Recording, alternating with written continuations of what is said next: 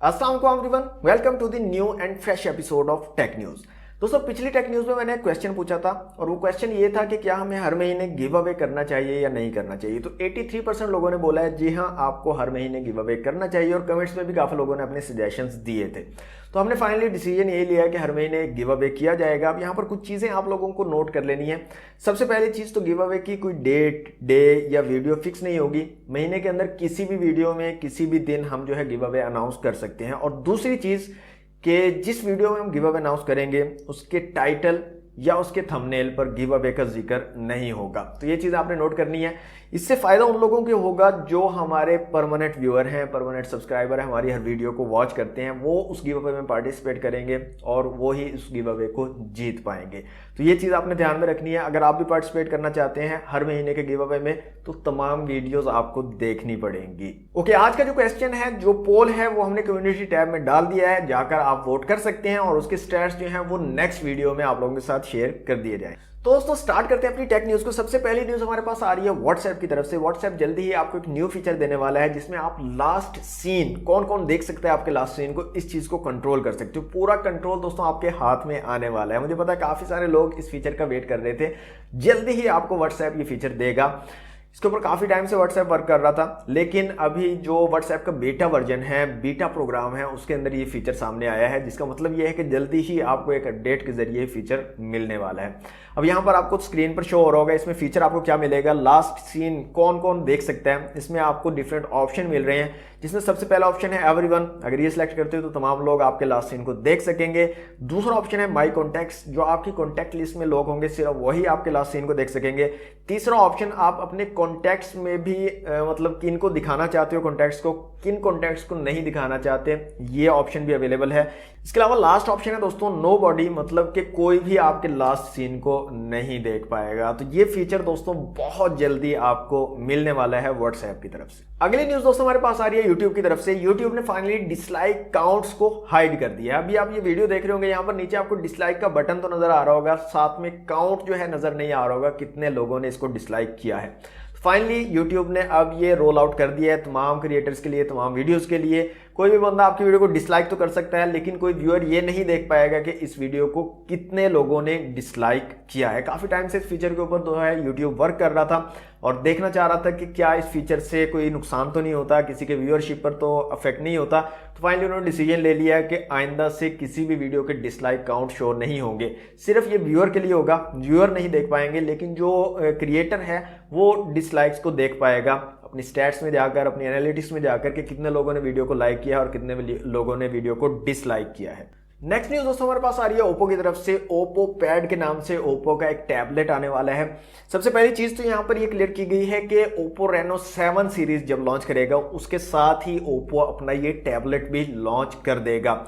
और इसके साथ साथ कुछ स्पेसिफिकेशंस भी बताई गई हैं। सबसे पहले इसकी चिपसेट की बात करें तो यहाँ पर स्नैपड्रैगन 870 का चिपसेट होने वाला है। स्क्रीन यहाँ पर IPS LCD पैनल होगा। और इसके अलावा यहाँ पर कैमरा की अगर बात करें तो रियर में 13 मेगापिक्सल का एक कैमरा होगा, रियर कैमरा, और 8 मेगापिक्सल का फ्रंट कैमरा होगा सेल्फीज और वीडियो कॉल वगैरह के लिए, जिसको आप यूज कर सकते हो।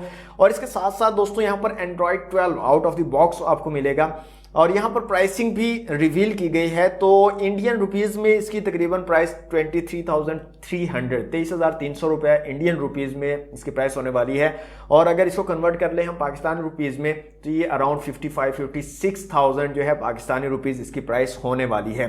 तो ओप्पो रेनो 7 सीरीज के साथ ही ओप्पो जो है अपनी ये टैबलेट है ओप्पो पैड के नाम से इसको भी लॉन्च करेगा। अगली न्यूज़ भी दोस्तों ओप्पो की तरफ से है। ओप्पो रेनो 6 सीरीज में एक और जो है वेरिएंट का इजाफा किया जा रहा है ओप्पो रेनो 6 लाइट के नाम से, जो खासतौर पर यूरोपियन मार्केट्स के लिए ओप्पो जो है लॉन्च करेगा। तो ओप्पो रेनो 6 लाइट जो है जल्दी ही आपको देखने को मिल सकता है ओप्पो रेनो 6 सीरीज में।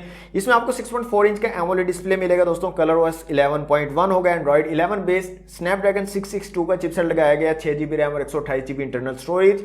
और इसके अलावा 5000 mAh की बैटरी, 33 वॉट की फास्ट चार्जिंग की सपोर्ट आपको मिलेगी। ट्रिपल कैमरा सेटअप होगा। रियर में 48+2+2 मेगापिक्सल के 3 कैमरास लगाए गए हैं और 16 मेगापिक्सल के यहाँ पर फ्रंट कैमरा दिया जाएगा।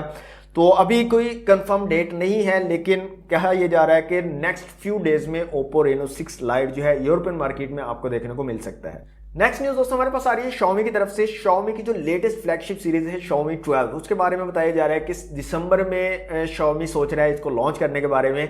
टेक समिट इवेंट जो है Qualcomm का, उसके बाद दिसंबर के अंदर जो है Xiaomi की 12 सीरीज आपको मार्केट्स में देखने को मिलेगी। नेक्स्ट न्यूज दोस्तों हमारे पास आ रही है सैमसंग की तरफ से। सैमसंग की जो S21 सीरीज है, जिसमें S21 है, S21 प्लस है, S21 अल्ट्रा है, इन तमाम फोन्स के लिए दोस्तों One UI 4 की स्टेबल अपडेट जो है आने वाली है। बहुत जल्द आपको स्टेबल अपडेट मिलेगी। अगर आपके पास भी इनमें से कोई डिवाइस मौजूद है तो जल्दी ही आप भी एक्सपेक्ट कर सकते हैं One UI 4 की अपडेट। नेक्स्ट न्यूज दोस्तों हमारे पास आ रही है Antutu की तरफ से। Antutu ने टॉप 10 बेस्ट फ्लैगशिप फोन्स और top 10 best mid range phones की जो है लिस्ट शाया कर दी है अक्टूबर 2021 के लिए।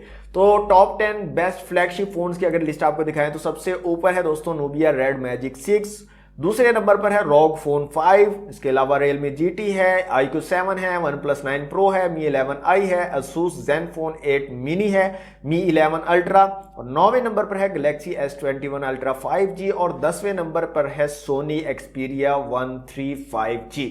तो ये तो वो लिस्ट थी दोस्तों जिसमें Antutu ने ये बताया है कि ये जो टॉप 10 डिवाइसेस हैं एंड्रॉइड की जो पावरफुल रही हैं अक्टूबर 2021 में, फ्लैगशिप लेवल की डिवाइसेस। दूसरी जो लिस्ट है दोस्तों इसमें Antutu ने बताया है top 10 best performing mid range phone. इसके अंदर सबसे पहले नंबर पर है Realme GT मास्टर एडिशन, इसके बाद है दूसरे नंबर पर Mi 11 Lite, Mi 11 Lite 5G NE, इसके बाद Galaxy A52s 5G है, Galaxy M52 5G है, Huawei Nova 7, Oppo Reno 6 5G, Google Pixel 5, Mi 10T Lite 5G, और 10वें नंबर पर है दोस्तों Oppo Reno 5A।